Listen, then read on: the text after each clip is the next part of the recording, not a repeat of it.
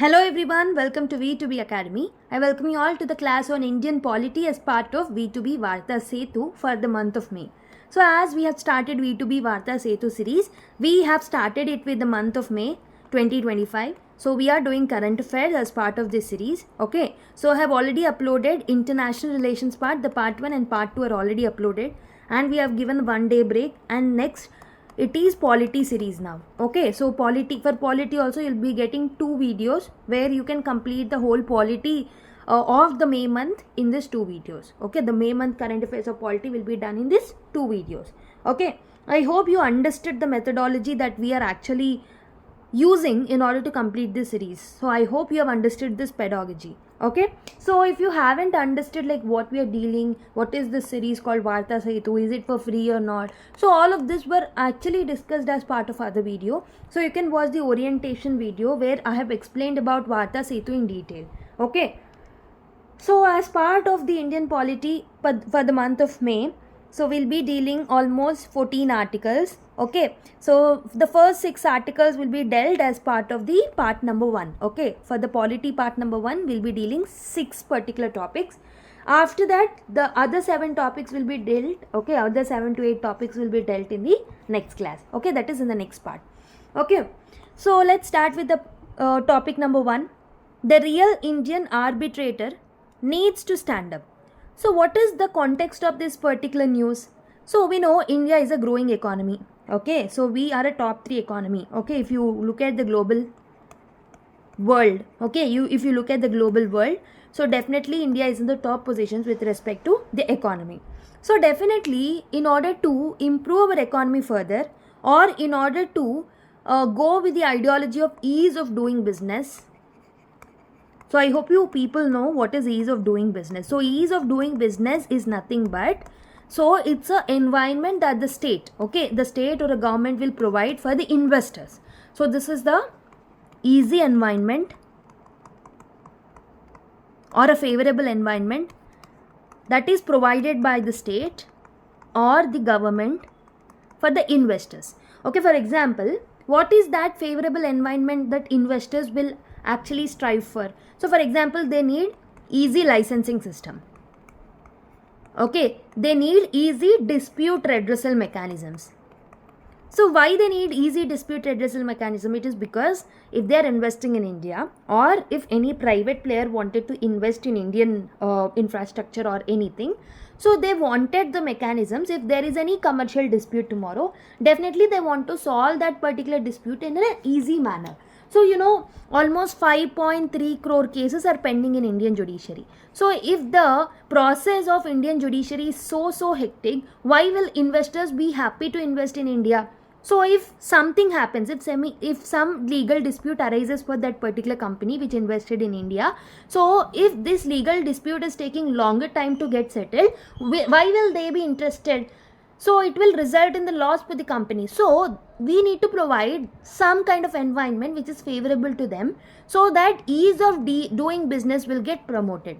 Okay, so the dispute redressal mechanism is one such a important feature of the ease of doing business environment.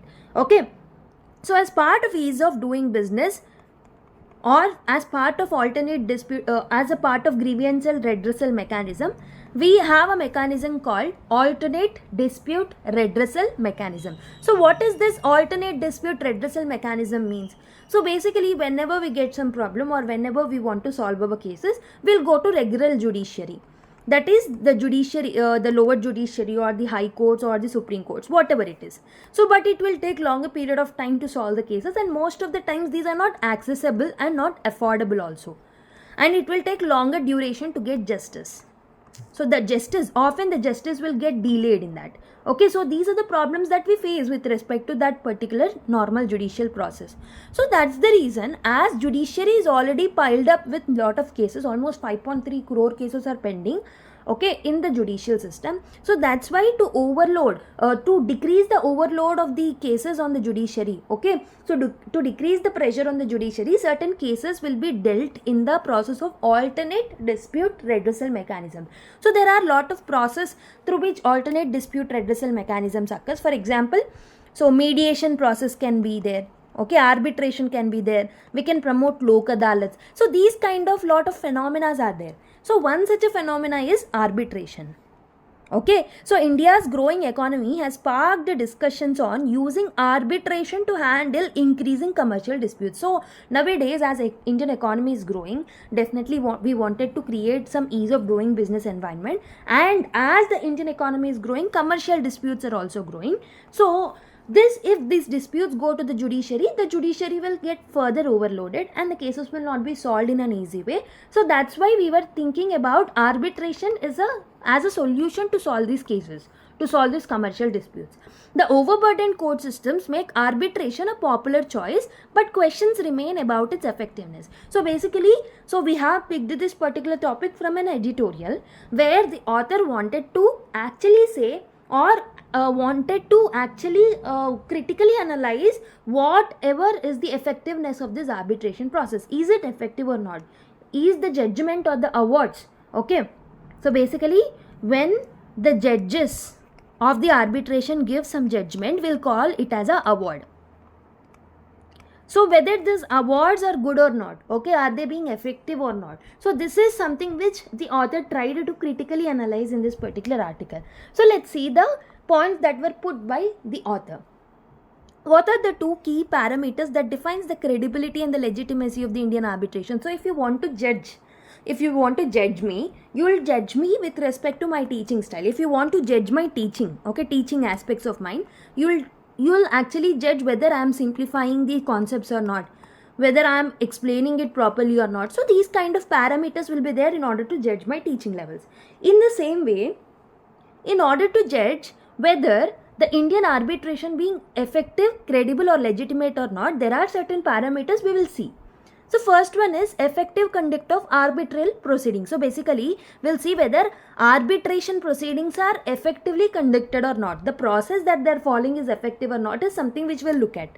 So arbitrators must manage the timeline. So if we are saying the arbitration process is good, it means that they are following proper timelines. They are following proper procedures. They are following the proper timetable and they are hearing without any unnecessary delays. Okay, so that they can ensure the speedy resolution. For example, in a construction contract dispute, an arbitrator who ensure hearings happen on the schedule. So basically, they need to frame a schedule.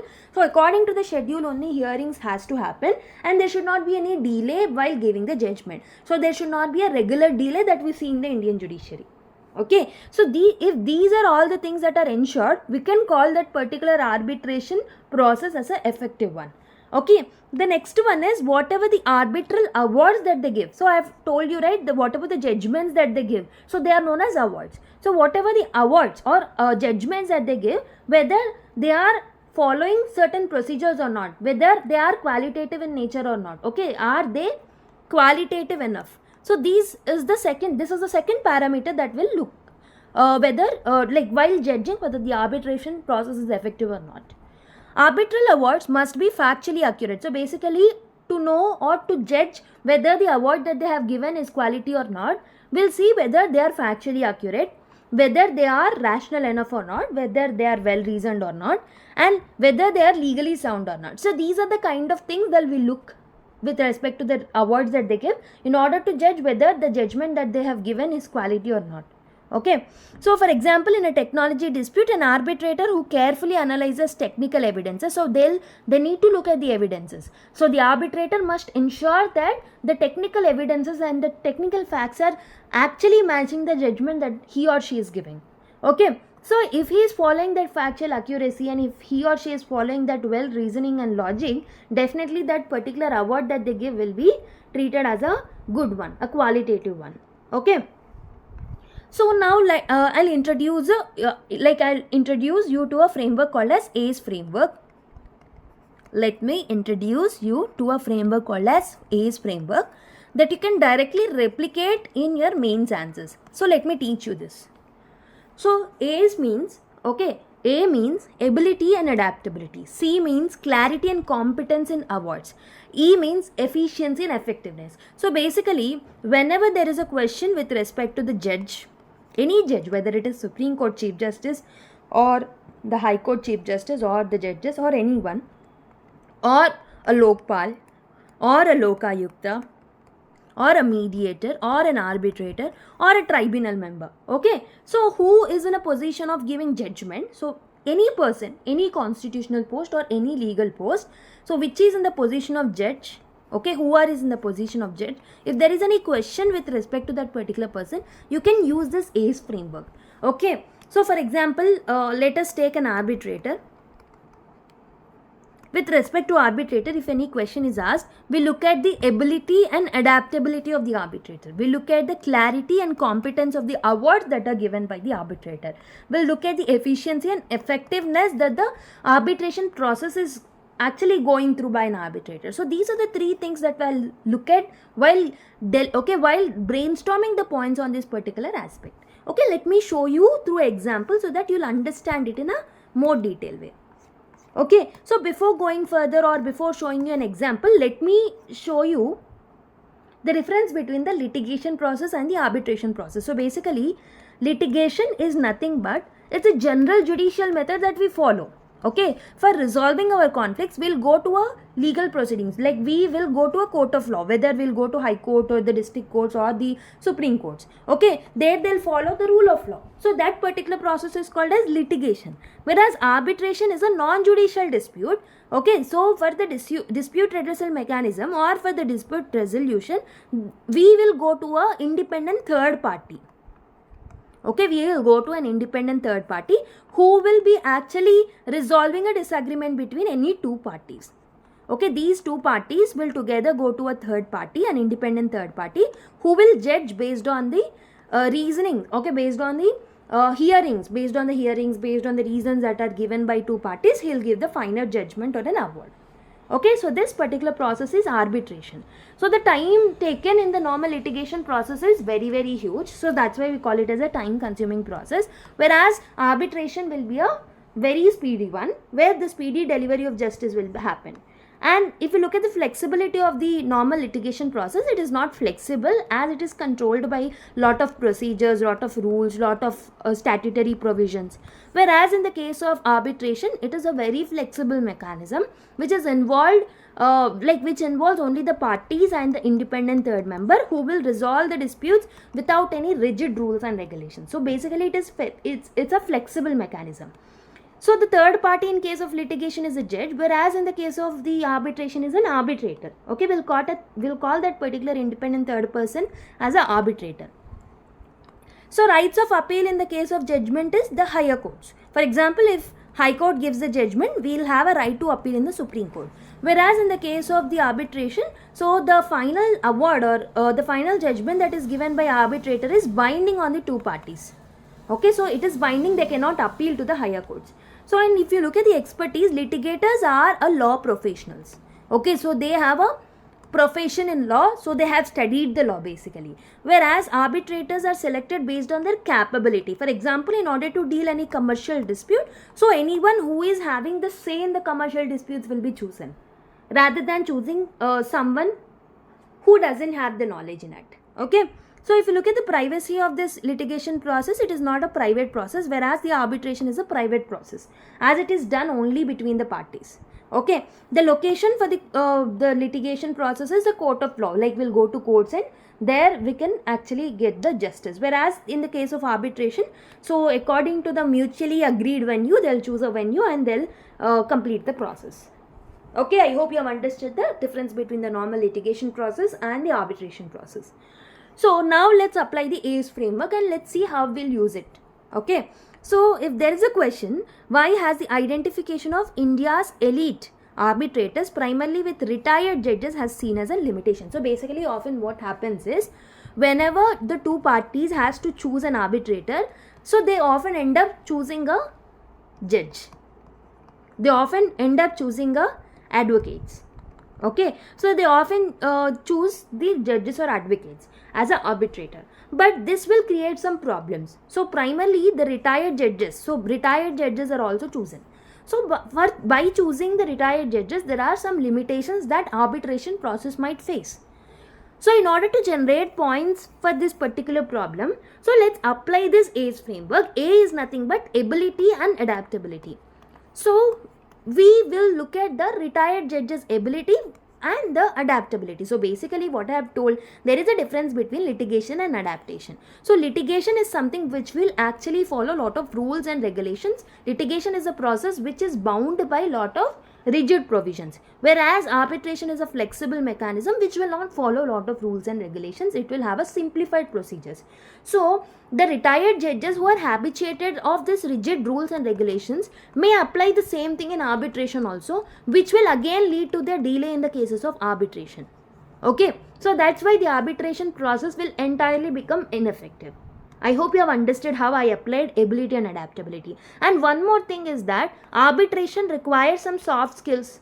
It required the arbitrator to know some international best practices that are followed. And he or she should have that knowledge in that particular sphere where arbitration is given. Okay, for example, if it is related to a commercial dispute, arbitrator should have a knowledge in that particular commercial sphere. So the retired judge may not have the knowledge in this particular sphere. Retired judge may lack the soft skills. Retired judge may not know the international best practices. So these are the issues that we face basically. So these are the issues that the arbitration process face while choosing a senior judge or a retired judge as a arbitrator. So this is with regards to adaptability and ability of the individual. Okay. So second one is clarity and competence of the award. So whatever the awards or whatever the judgments that they give, so they are poorly reasoned. Okay, they are not proper, they are not rational enough. So why I am telling they are not rational enough? I have told you. So if the issue is related to a commercial dispute, so judge must have knowledge in that particular sphere. Without knowledge, he cannot give a well-reasoned judgment for that particular arbitration or for that particular issue. So whatever the judgment that he gives may lack the competence, may lack that factual analysis. So that's why I tell that the words that are given by a retired judge will lack the competence and it will lack the clarity also. And the third one, in the part of A's framework, we have completed A and C. The third one is efficiency and effectiveness. So basically arbitration will require only flexible mechanisms and it should have proper schedule. Okay, so the judgment has to be taken, it should be given in time, and also hearings must happen on time. So these are the things that have to be followed while arbitration process is being conducted. But what is happening over here? So if we are choosing a retired judge as an arbitrator, he may lack all of these particular habits. He may lack all of these particular habits because he has an experience of being a judge in Supreme Courts and High Courts. So as he or she has experience in becoming a judge of Supreme Court or High Court, or if he has an experience by dealing the cases in the Supreme Court or High Court, so Supreme Court and High Court are often lack discipline, okay, because they are not hearing at the proper schedules, they don't frame the proper timetable. So if they are applying whatever that they have learned in the normal legal sphere in the arbitration, so this will violate the principle, the very principles of arbitration itself. So the court-like procedures in arbitration will mimic the lengthy court processes and it will lose their speed. Okay, so efficiency and effectiveness of that particular process will get affected because of choosing the senior judge or a retired judge. Okay, so these are the problems that we'll face while choosing the retired judge as a arbitrator. I hope you have understood how we need to apply the ACE framework while writing answers. So similarly, you can apply this ACE framework for judges. If there is any analysis that was asked with respect to judge, or whether it is Supreme Court judge or High Court judge or a district judge, whether it is with respect to a tribunal member, whether it is with respect to any other judge or any other judicial posting, okay, whatever it is, you can use this particular framework in order to do the analysis. Okay, who plays the most decisive role in ensuring the efficiency and quality of arbitral proceedings? Then definitely it's an arbitrator who actually need to ensure that the efficiency of the awards are there. He or she must ensure the efficiency and effectiveness and even the quality awards are given.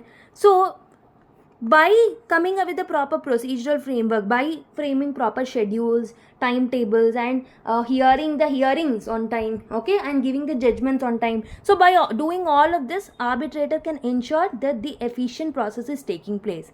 And arbitrators must manage the disputes and the party conduct also while delivering the judgments or while hearing the case, okay. And arbitrators will deliver a final reasoned awards, okay. Arbitrators must ensure that whatever the awards or whatever the judgments that they are giving should be a proper one, okay. So that's why what we can say is, if the arbitration process needed to be carried out well, it is the duty of arbitrator itself. So while choosing arbitrator, we need to be careful. So what are the steps that are taken by the Indian government with respect to arbitration? We have come up with a lot of legislative reforms. For example, we have passed arbitration and conciliation amendment. So basically we have bought it in 2015. So remember that. So that is like when the new government came in the power. Okay. So it is in 2014-15.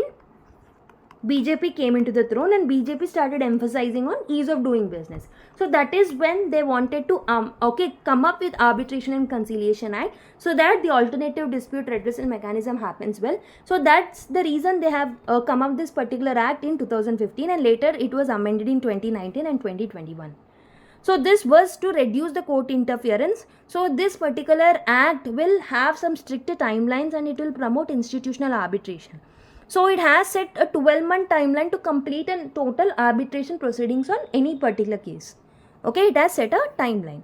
And establishment of institutions. We have set up some institutions like India International Arbitration Center, which is located in New Delhi. So this was set up to promote institutional arbitration at par with the global standards. So this particular International Arbitration Center, India International Arbitration Center, is located at New Delhi. Remember this particular fact. And we are promoting training to an individual so that person can improve the soft skills and that particular arbitrator can know the international best practices. Okay, so government is encouraging the specialized training programs and certificates for the arbitrators. So for that, we have come up with some professional bodies like CIARB, which means Chartered Institute of Arbitrators. So by setting up these professional bodies, we are imparting training and skills in the arbitrators so that they can deliver the cases efficiently and effectively, and they can process they can follow the proper process. How can Indian arbitration ecosystem diversify and improve the quality of arbitrators then? So what we can do is, instead of depending on few arbitrators, we have to diversify the pool of arbitrators who are from different fields. So whenever if there is a case related to finance sector arbitrator, okay, the one who is having the knowledge in the finance sector will deal that particular case. So if there is a dispute with respect to the human resource sector, the human resource professional will go into the arbitration process and he or she will deal the issue. So that's why we need a pool of arbitrators from different fields. For example, engineering, finance, technology, biotechnology, and many more. And we have to mandatorily we need to train them, we need to provide accreditation, and we need to promote the culture of the professional arbitration. Okay, so we need to make the arbitration as an ecosystem of profession rather than treating it as a part-time job. Okay, so these kind of things can be done. Okay, these kind of things can be mentioned as way forward if you are writing any answer, if there is any question that is asked in the exam. Okay, I hope you have understood. So I have explained you AS framework, right? So try to apply the AS framework for this particular question. So where you can apply the AS framework for Vice President of India. Okay, so for the second part of the question, how far has the Deputy Chairman been able to fulfill his role in the absence of Chairman in the last few years? For the second part of the framework, okay, for the second part of the question, you can apply AS framework. Okay, I have given some hints also. After you purchase the PDF, you can get these particular things in detail. Okay, now let's look at the topic number 2. The post of Deputy Speaker is not symbolic or optional. So basically we know from quite many years that like post of Deputy Speaker is being vacant. Okay, so it has created a lot of issues. So it's a threat to democracy, right? So Deputy Speaker of the Lok Sabha is not a symbolic position. So it is not created just like that. It has some significance. Okay, so but an important role required by the Constitution. So what is the role of the Deputy Speaker under Article 193? Article 93, I'm sorry.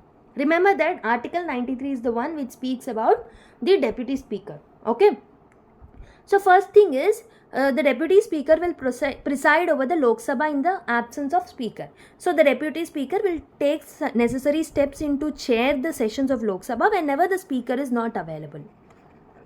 So if speaker is sick, or if the speaker is in visit to other country or any abroad meetings or anything, so in this particular cases, when speaker's post is vacant or when the speaker is not in the office, so at that particular time it's the duty of deputy speaker to step into the chair for the sessions, for taking up the sessions in the Lok Sabha whenever the speaker is unavailable, ensuring that the legislative proceedings are happening very, very smoothly.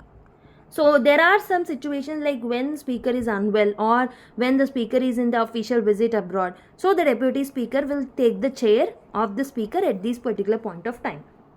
And the next one is, the deputy speaker will ensure impartiality whenever some debates and proceedings are conducted in the house. So deputy speaker, like the speaker, must remain impartial. He should not support any particular party, so that the debates, whatever the debates are happening, are conducted fairly without any bias. Without any bias to any individual or to any party. So for example, during debates on sensitive issues such as passing a crucial bill, deputy speaker ensures that all the parties have an opportunity to speak. So he or she need to give all the parties a proper opportunity to speak. So everyone need to get chance. And deputy speaker will have a role in chairing the parliamentary committees also. So basically deputy speaker presides over some important parliamentary committees, like for example, deputy speaker is a chairman of the business advisory committee, where the decisions are made regarding the scheduling of the parliamentary matters. So these kind of roles are also played by deputy speaker. So article 93 is the one which covers about the deputy speaker post. So article 93 states that the deputy speaker must be elected as soon as may be after the house of Lok Sabha is constituted. So as soon as the Lok Sabha is constituted, this deputy speaker role must be filled.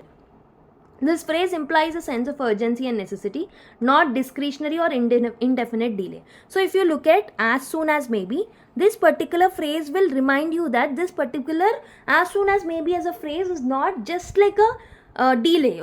It is not mentioned as if there is a necessity or a delay that is required. So it actually showcases some necessity of that particular post. It showcases some non-discriminatory procedure that needed to be followed. So this means election should happen immediately or without any unreasonable delay, without any delay further. So the deputy speaker post needed to be filled without any delay or without any vacancies.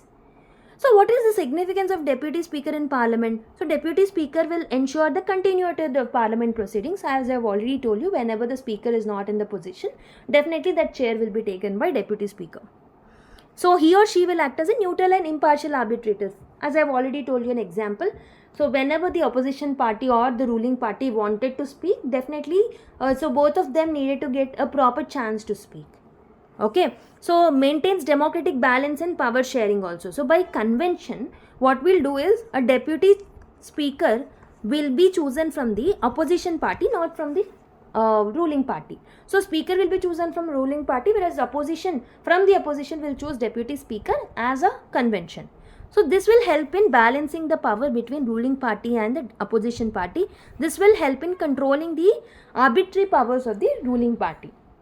This will offer the deputy speaker post to an opposition member fosters, which will help in maintaining the cooperation and harmony between the individuals. When and how did the deputy speaker position originate then?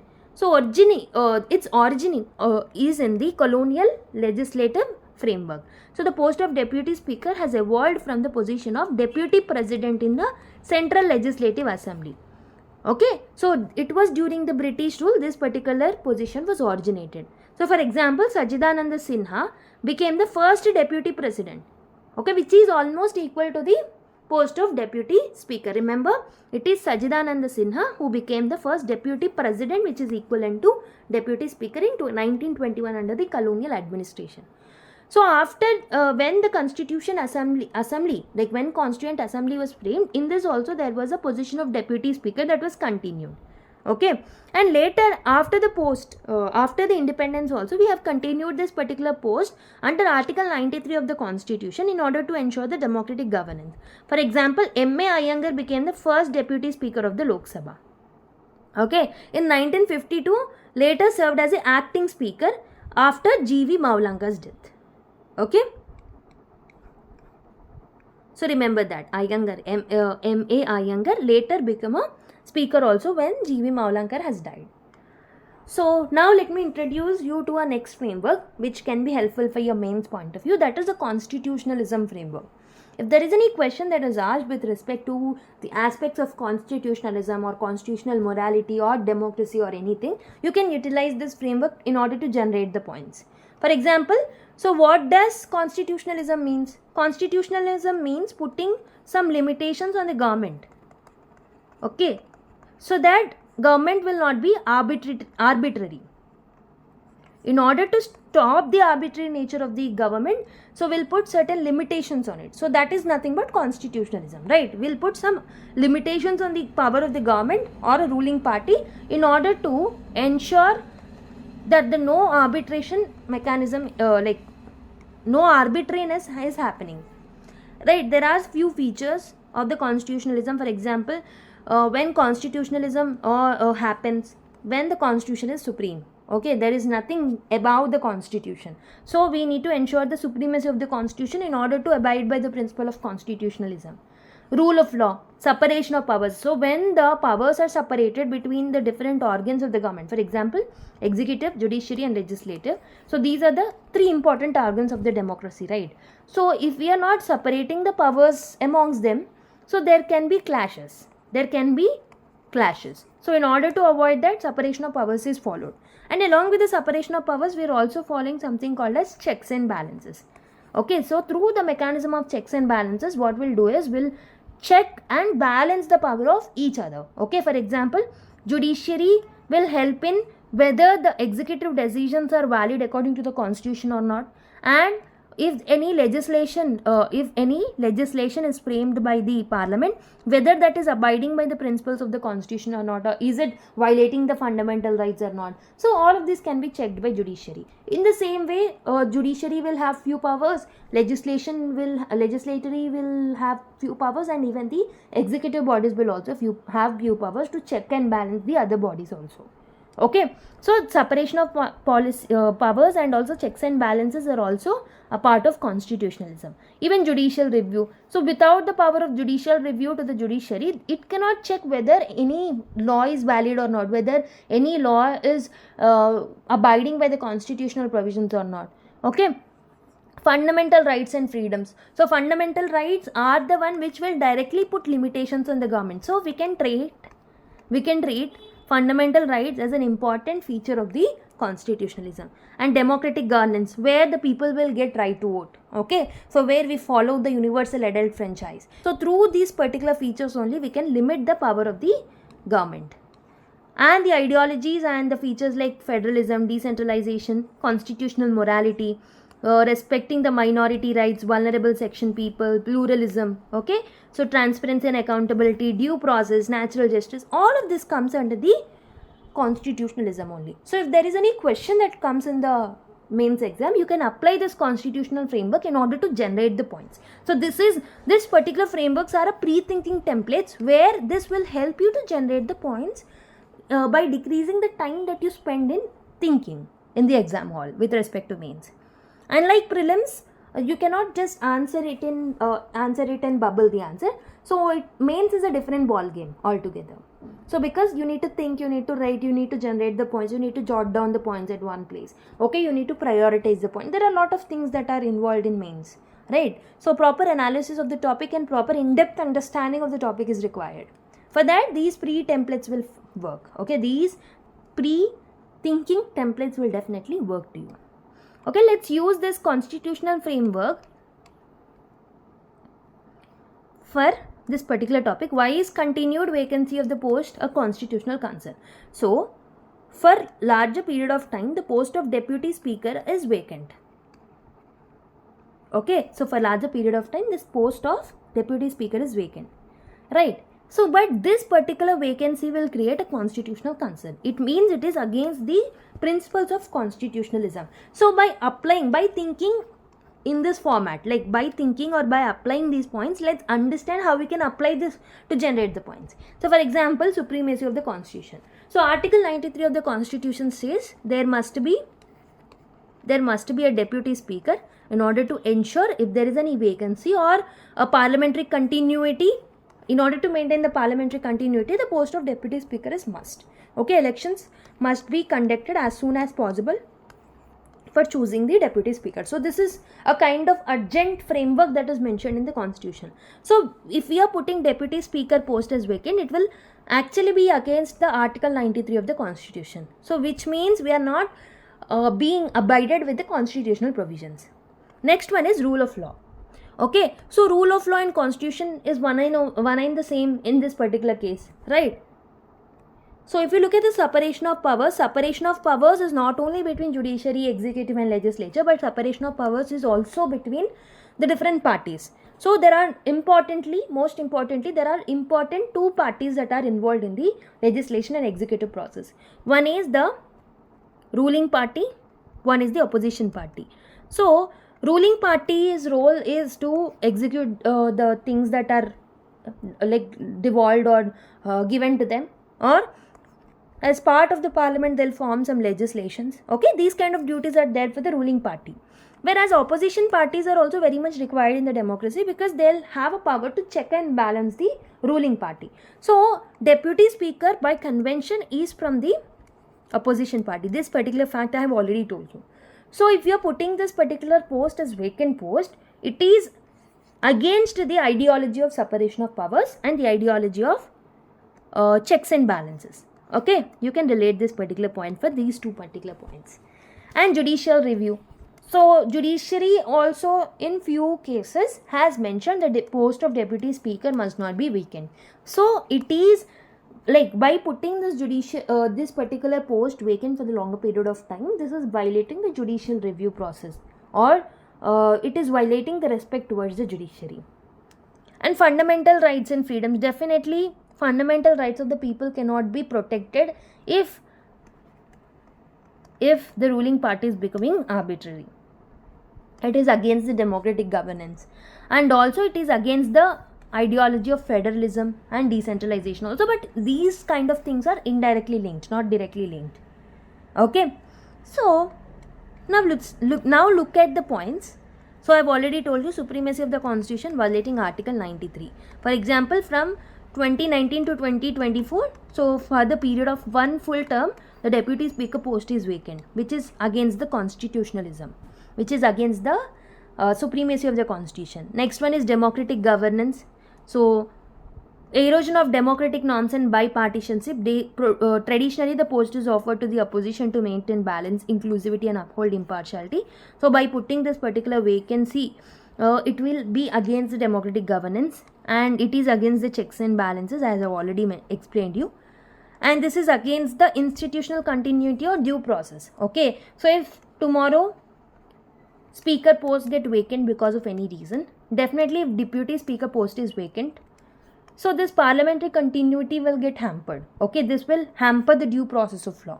So that is another problem. Okay, for example, in 1956, when G.V. Mavlankar died, the deputy speaker was M.A. Iyengar, who became the speaker immediately. But now, during the Lok Sabha for 5 particular years, we don't have a post called deputy speaker, because of which, so if there was any crisis or if there is any need with respect to the deputy speaker post, definitely the parliamentary proceedings would have stopped. Okay, so a gap would have created for few period of time. So we need to conduct elections after the post of speaker gets vacant. Okay, we need to choose a person, we need to train them. Okay, so they have to get acquainted with the atmosphere. All of this needed to be taking place. So by that time whole process is done. Okay, by the time the whole process is done, so what will happen? The parliament discontinuity and the process will get discontinued.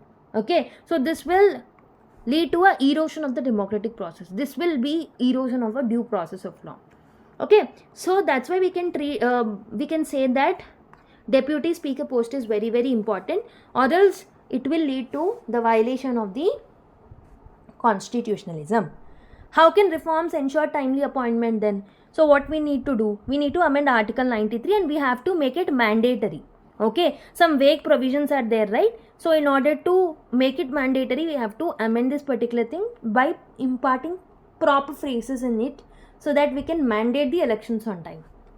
Statutory mechanism should also be there by empowering the president. We have to create a law which states that a proper mechanism is needed for actually choosing the deputy speaker, and it needed to be taken on time based on the law.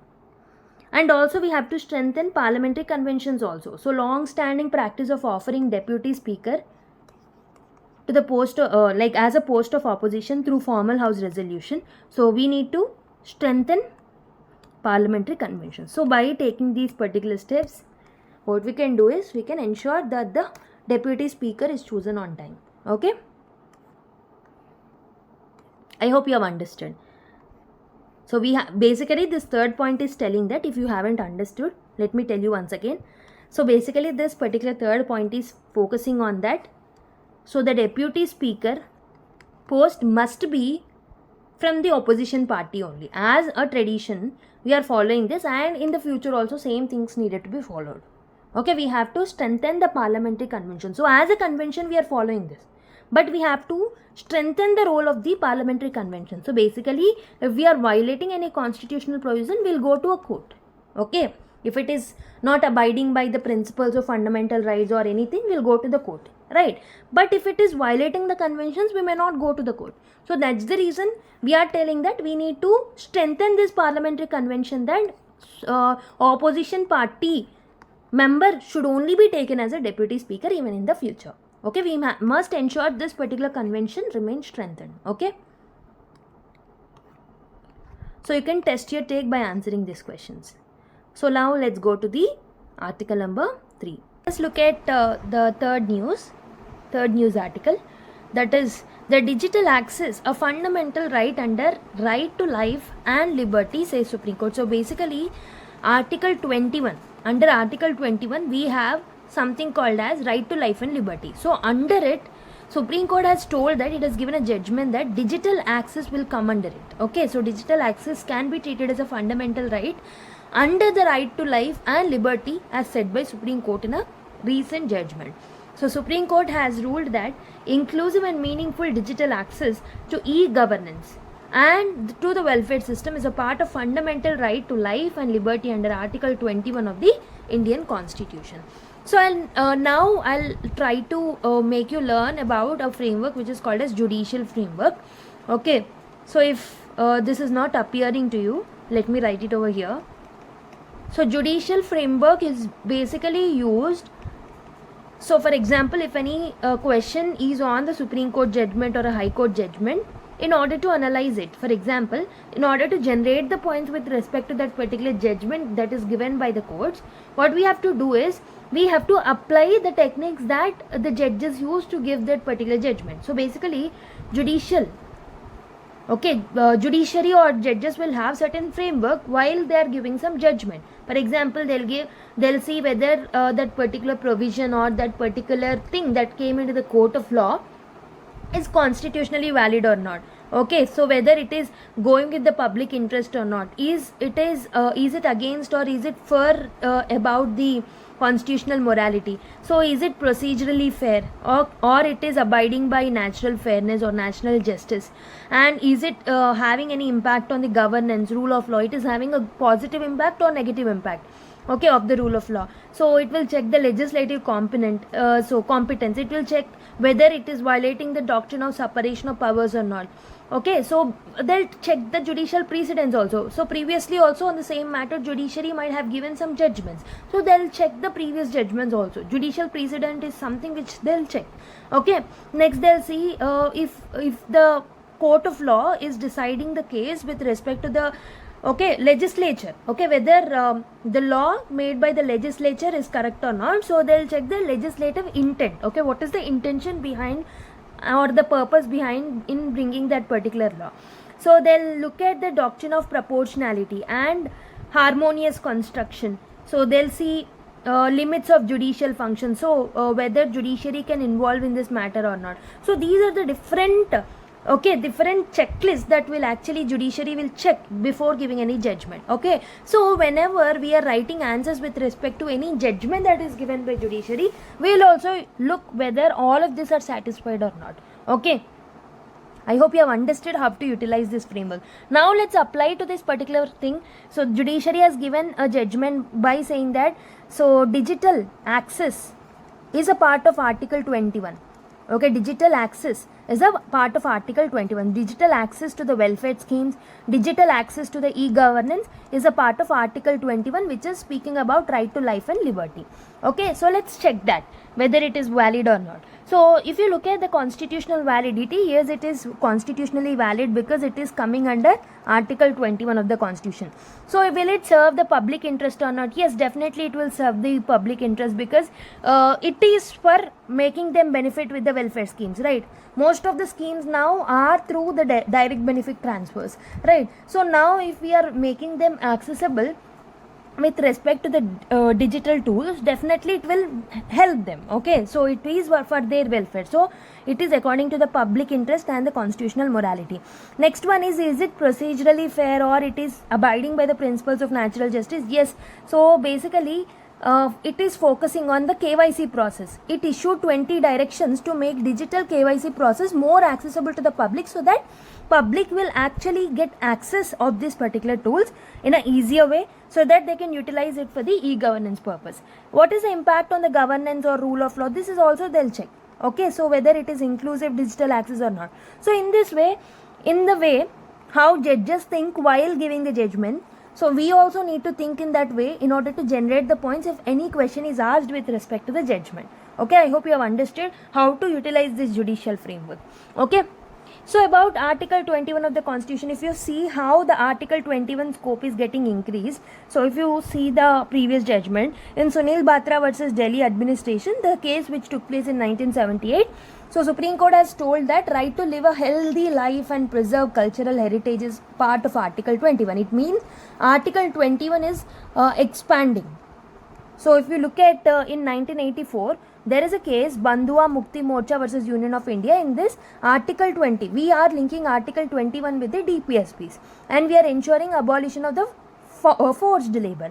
And in Subramanya Swamy versus Union of India case, we have recognized right to reputation as a part of Article 21. In Olga Telly's case, we have recognized right to livelihood as a part of Article 21. In Aruna Shahbag case, we have utilized right to judiciary has interpreted Article 21 by saying that right to die is a part of Article 21. In Puttaswamy case, they have given a judgment by expanding Article 21. They told that right to privacy is part of Article 21. So if you look at the evolution, so initially when constitutional framework was bought, okay, when constitutional framers bought the constitution, Article 21 was only speaking about right to life and liberty, but judiciary by interpreting in different cases, they have interpreted the Article 21 by expanding its scope according to the need of the society. Okay, so that is very important part of mains. Okay, so whenever there is any question that is asked in the exam with respect to the expanding Article 21 or expanding the role of the fundamental rights, you can mention these particular judgments. Okay, so other judgments which are related to the digital empowerment, specifically if you look at Maneka Gandhi versus Union of India, laid the foundation for inclusive digital rights, and Fahima Shirin versus State of Kerala recognized right to access as the part of the internet. Okay, so as a part of Article 21 and Article 21A, because this is also related to education, because if we have digital tools only, we can get access to education sometimes. And Anuradha Basin versus Union of India in 2020, Supreme Court told that under Article 19 Clause 1 Clause A, we need to protect the freedom of speech and expression via the internet, and Article 19 Clause 1 Clause G safeguards the right to trade online. Okay, so these are the different provisions that you have to remember. Next article, Private Members Bill. So this is the fourth article from the Indian Polity Current Affairs for the month of May. So why is it in the news? Private member bills allow the members of the parliament who are not ministers to suggest their own laws. But nowadays we are seeing decline in the private member bills, okay, decline in the discussions regarding the private member bills, and also decline in the introduction of the private member bills. Okay, what are the private member bills then? So private member bills are the legislative proposals which are introduced by the members of the parliament only, but they are not the ministers. So basically normal bills will be introduced by MPs who are ministers. Private member bills are introduced by MPs only, but who are not ministers. Okay, so they are introduced by the private members. So these bills reflect the individual MP's views or address constituency needs rather than government official stance. For example, in 2019, Supriya Sule introduced right to disconnect the bill in the Lok Sabha, which aimed to give employees the legal right to not engage in the work related communication. So basically in 2019, Supriya Sule, who is a private member, that means she is a member of the parliament but not a minister. Okay, so that person has introduced a right to disconnect bill. That was a private member bill. So that was speaking about giving legal rights to the work related communication, giving legal rights to the employees with respect to the connection, okay, communication. So though not passed, as it not passed, but it was speaking about, it was highlighting the issue about work-life balance and the mental health.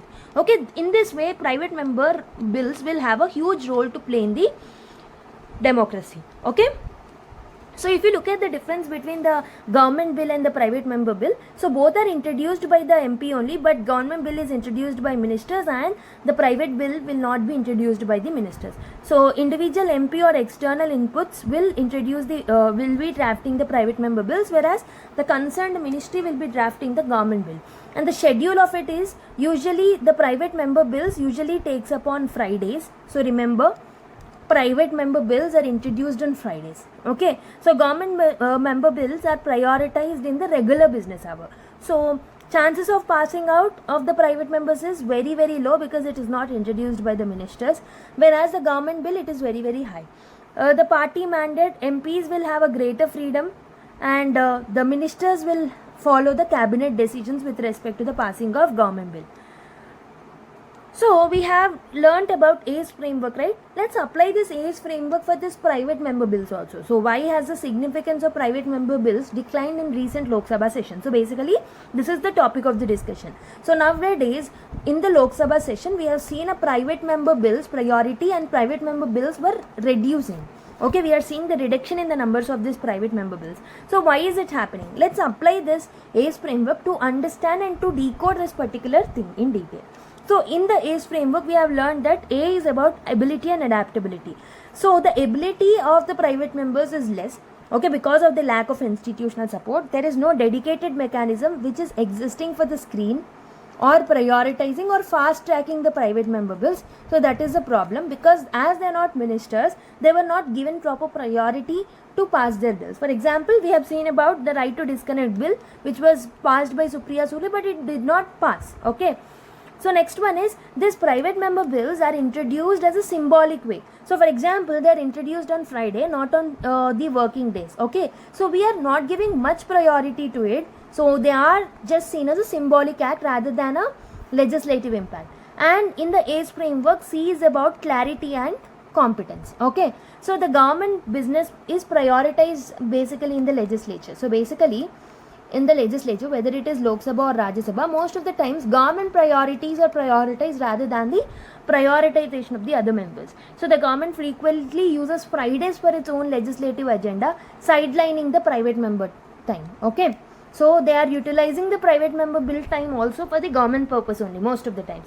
So in the ACE framework, E is about the efficiency and effectiveness of these private member bills. So basically, whenever the private member bills are on the table, most of the times we will see frequent disruptions and adjournments. So parliamentary proceedings are often disrupted, especially on the Fridays, and this is reducing the time available for the meaningful discussions, and there is a very low discussion rate with regards to the private member bills. So this is about the private member bills and application of ACE framework on analyzing the private member bills. How to reform the private member bill process then? What we have to do is, we have to protect time for private member bills. So we have to dedicate proper time. So we have to amend the rules and regulations by ensuring that Fridays are only designated and dedicated hours in the Friday. Every Friday when the parliament is in the session has to be dedicated to the private member bills without prioritizing the government's needs. Okay, next we have to introduce a review mechanism or a prioritization mechanism. We have to create a dedicated committee to screen these private member bills. Okay, and we have to fast track the cases. We have to fast track the mechanism, and we have to adopt the UK's best methodology where they use 10-minute rule model. So this will allow to introduce and explain private member bills in very brief vein speeches, which increases the visibility of the private member bills, and it will have a legislative impact. So basically 10 strong minutes will be given, so and they'll be giving a long time for the debate also. In this way we have to utilize the UK's models where private member bills are of more success. Okay, we have to follow the best practices. UK model can be followed. So what more can be done? So what we can do is we have to institutionalize the support mechanism. So we have to properly review the mechanism. Okay, whether the PMBs are going well or not, we have to review it. We have to ensure that the enough legislative time and space is given to this private member bills or not on Fridays. Okay, we have to ensure properly that these private member bills are given enough space. Okay, next article, water sharing dispute. So why is it in the news? So basically what happened is there is a tension that was escalated between the two states, one is Punjab and one is Haryana, with regards to the judgment or a decision that is taken by Bhakra Bias Management Board, because it was biased towards Haryana.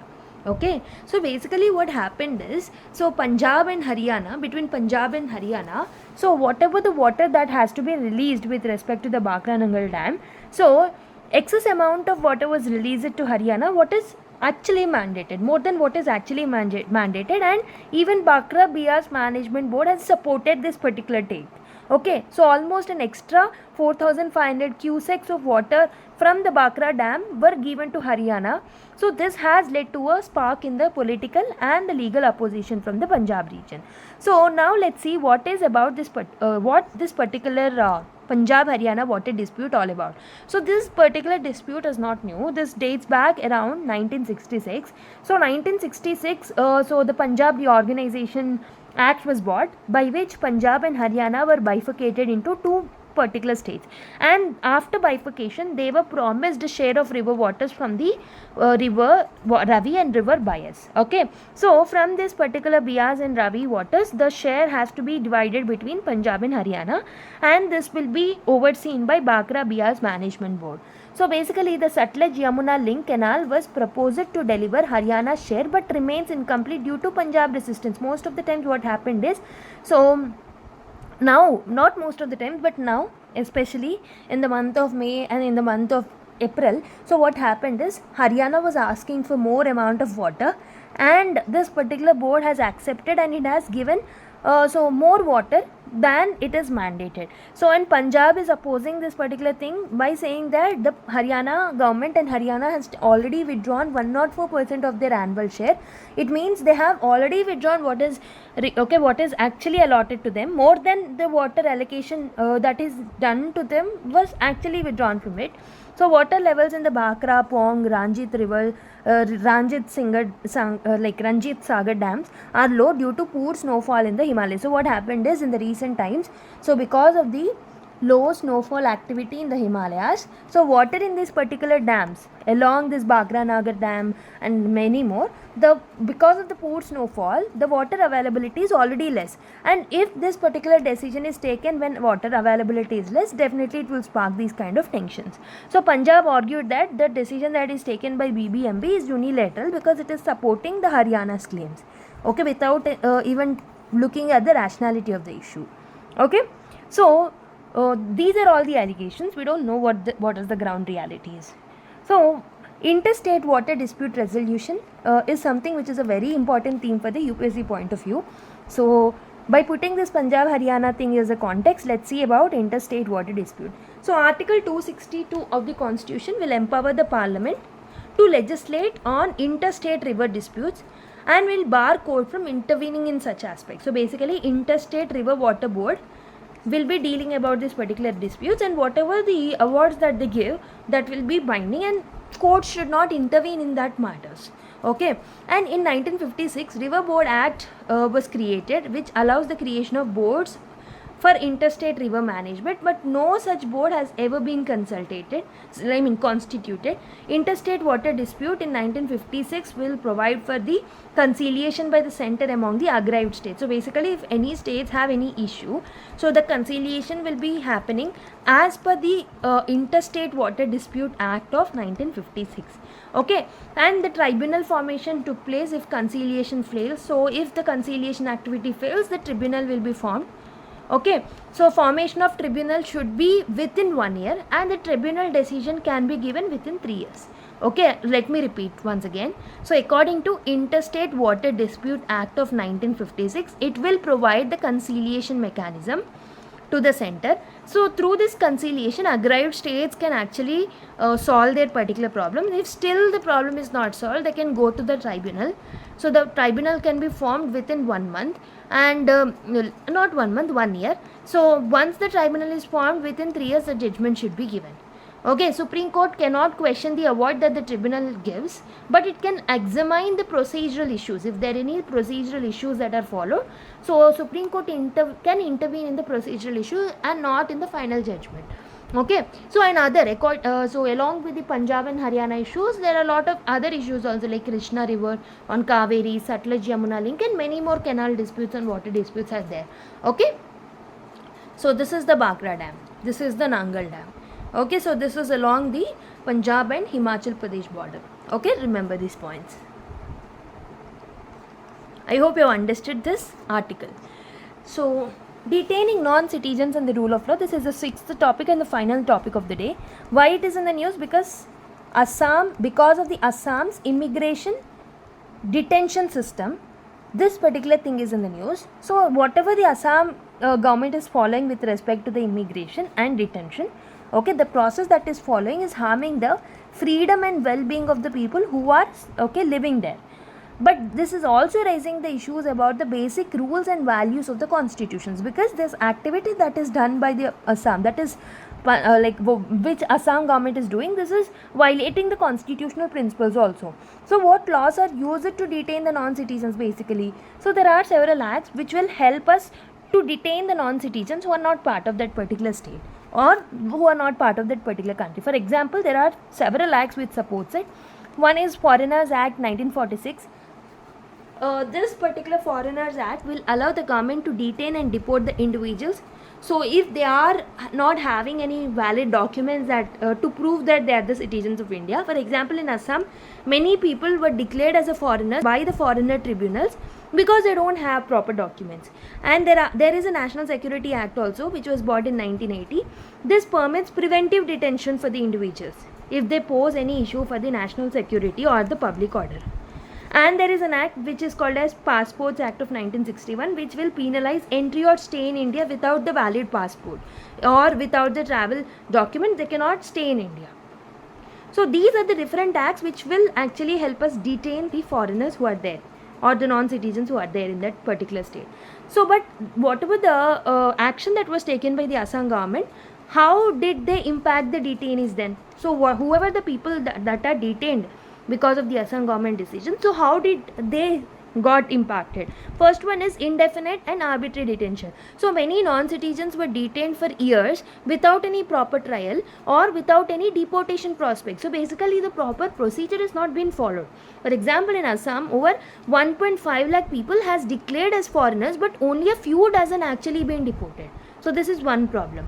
And next one is there are lack of safeguards, legal safeguards, and there is no due process that is followed. Okay, detainees are often denied proper legal representation, and the decisions are based on the minor discrepancies in the documents. So even if the documents are not proper, if even 1% discrepancies are there, they are treated as foreigners. So despite they being the citizens of India most of the times.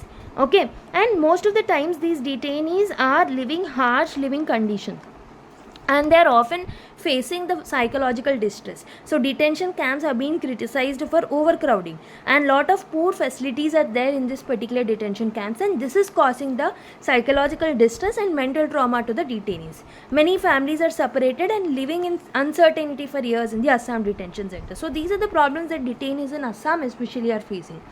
So why have many people in Assam been stripped of citizen through NRC process then? So first one is whatever the NRC process that is there in the Assam to declare whether the particular person is citizen or not.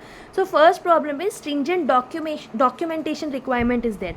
So applicants who are applying for proving their citizenship, so they had to prove their ancestry before March 24, 1971 using the official documents. But many rural residents doesn't have any awareness about this document and they are not able to furnish their land or birth records.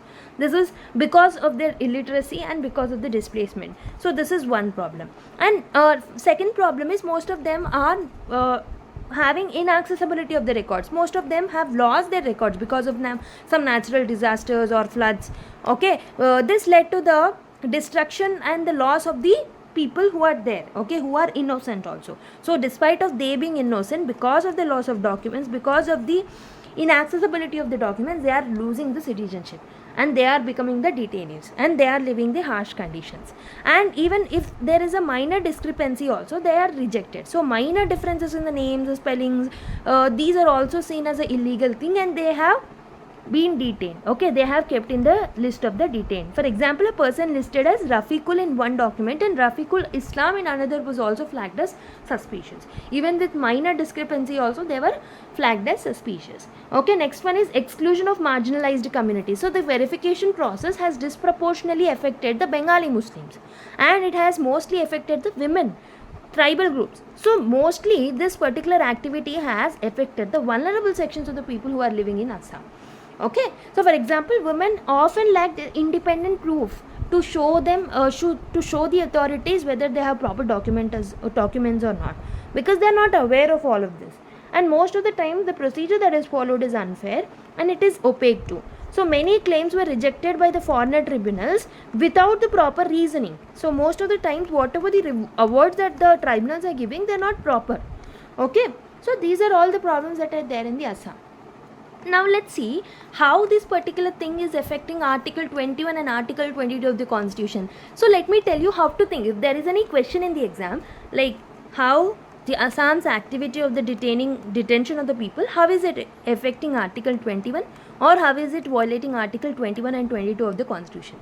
So if the examiner asks these kind of questions, how you need to think? Okay, so this is something which I'll make you learn. So basically what you need to know is, you have to know about whatever the features that are there under Article 21, whatever the features or components that are there under Article 22. So you have to think of these components or the features. So let us think of the features. So I have told you that in today's video itself, I have told you that under Article 21, the scope of Article 21 was increasing because of the lot of judgments that are given.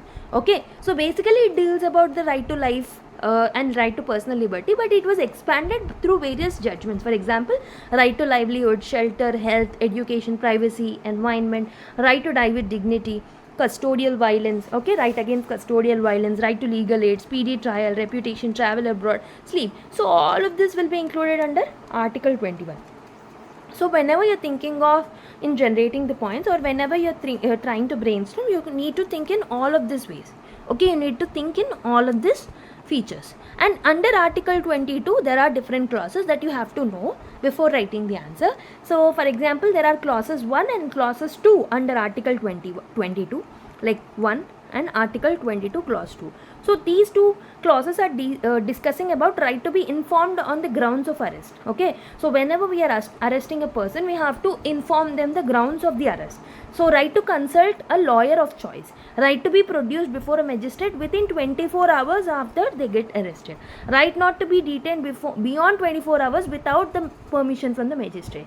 So these are the features of clause 1 and clause 2 under Article 22. And under clauses 3 to 7, so whatever the features are there, let's see them. So preventive detention laws are exempt from the above safeguard.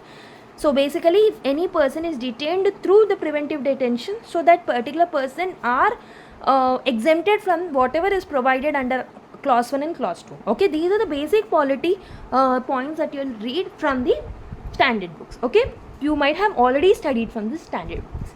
So can detain a person for 3 months without trial. So basically under preventive detention we can detain a person for 3 months without any trial, but beyond 3 months if we want to continue the detention of that particular person, so what we can do is we need to take an advisory board's permission.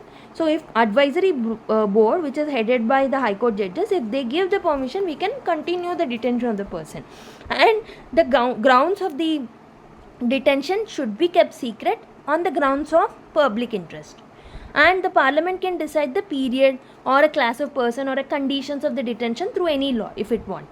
Okay, so now let's see how this particular activity in Assam is violating Article 21 and Article 22.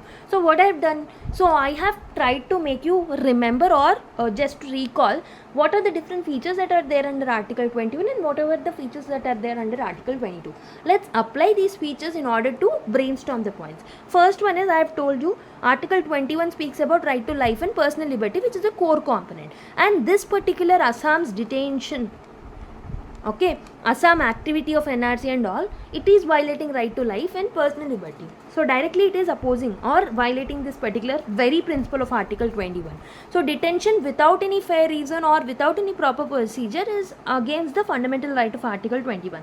So people who have committed no crime are detained for years without any realistic prospect.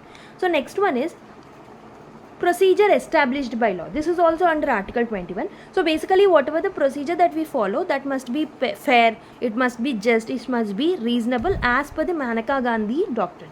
But the process that is followed while choosing whether the person is citizen or not in the case of Assam is very, very wrong. It is not following the very principle of due process of law. Next one is right to legal aid. So basically because of the absence of procedural safeguards under Article 22, many detainees are in Assam are not told why they are detained. So basically they are not provided the reason why they have detained. Okay, so basically legal aid is not properly provided to them. Next one is right to dignified life, which is also part of Article 21. It is also getting violated because in the most of the detention camps that the detainees are living, so these detention camps are of harsh environment, and it was not favorable to them to live there. Okay, they are living in very harsh condition, and it is violating separation of powers also. So it is the executive overreach. So whatever the decision we are taking, the executive is taking whether the person is citizen or not, so this particular decision has to be taken with the judiciary, and it is undermining the judicial rule. So this is violation of separation of powers. So in this way Article 21 is violated. And how Article 22 is violated in this case? So first one is right to be informed on the grounds of arrest. So basically Article 22 clause 1 speaks about if we are arresting any person, we have to make them understand or inform them the grounds of arrest. But here there is absence of procedural safeguards. They are not telling why they are getting detained. Okay, next one is they have to get a proper legal aid. They have to get a chance to, okay, they have to get a right to have a chance to visit any legal practitioner of any choice. So that is also being violated. And there is absence of procedural safeguards because within 24 hours they have to go through a judicial custody, but it is not being done in this particular case, and most of the times the detention is without conviction or without trials. Okay, and also in the case of, if it is in the case of the preventive detention also, so it is not proper. So the detention is without any legitimate cause or without any legitimate purpose. So in this way Article 21 and Article 22 of the Constitution are getting violated because of the act that is done by Assam's government. Okay, so what we have to do, we have to ensure due process, and we have to ensure a legal aid that is provided to them. We have to establish some transparent procedure while declaring any person is citizen or not, and we have to have a timely legal representation for declaring non-citizens, so that they need to comply with Article 21 and Article 22. Okay, we have to look at human alternatives of detention. If there is any alternative to detention or not, we have to see the humane things. Okay, we have to come up with the humane alternatives. We have to introduce community release programs or some supervised residency programs. These kind of things has to be brought, which will have a better humane conditions. So detention centers are not humane. Okay, so they are living in very harsh conditions. So that's why we have to come up with various alternatives. Okay, with that we have done the 6th article too. So this is the test your take component. After you purchase the PDF, you can go through that. So from the article 7, the rest of the articles and rest of the topics will be dealt as part of part 2. Okay, so that was about today's video. So few people are watching it, so a lot of efforts are there while coming up with these videos. So we are collecting the information, we are making the PDFs, we are making you learn the concepts, but no one is subscribing, and many are watching but they are not liking it, and many are not buying the PDF also. We are putting lot of efforts and we are providing it very affordable cost of rupees 50 for all the subjects per month. Per month you are only going to spend 50 rupees. We are not asking lakhs of rupees. We are asking only 50 rupees per month per PDF. Okay, per PDF I mean, what I mean by per PDF, I am telling you that the whole subjects, for example Polity, IR, internal security and all other subjects of 1 month will be provided only at affordable cost of rupees 50. Okay, if you want to purchase, you can mail us or you can DM us in the Instagram. So both of the links are mentioned in the comment box. Okay, and also they are mentioned in the description box. So mainly it will be mentioned in the description box. Kindly look at it and try to attempt the MCQs that are provided in the form of polls, mock polls in the Telegram channel. I am observing no one is answering. It is of no use. If we are putting a lot of effort and if you are not utilizing this free opportunity, okay, this is not 50 or 10 rupees also. This is for free. You need to solve it. You need to attend the class. You need to read the PDF. You need to attend this. This is a very beautifully scientifically designed program. If you are not utilizing it properly, our efforts will go in vain and you are missing the opportunity. Okay, so try to utilize it. Let's meet in the next class with Polity part 2 of month of May. So yeah, thank you everyone. Keep smiling. All the best.